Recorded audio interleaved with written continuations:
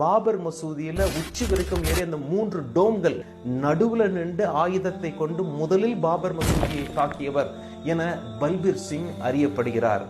ஆனால் இப்பொழுது அவருடைய பெயர் முகமது ஆமீர்.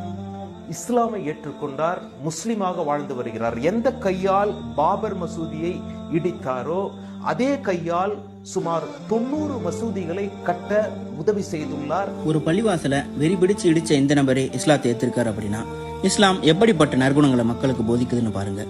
பேசினால் நல்லதையே பேசுங்கள் அல்லது மௌனமாக இருங்கள், மலர்ந்த முகம் காட்டுங்க, அண்டை வீட்டார்ட்ட அன்போடு நடங்க.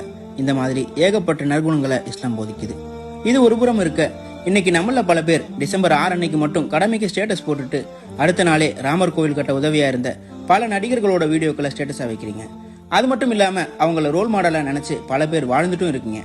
உண்மையாவே நம்ம என்ன நிலையில இருக்கோம்? நம்மளோட ஈமான் ரொம்ப பலவீனமா இருக்கிறனாலதான் இன்னைக்கு வரைக்கும் ஒடுக்கப்படுறோம்.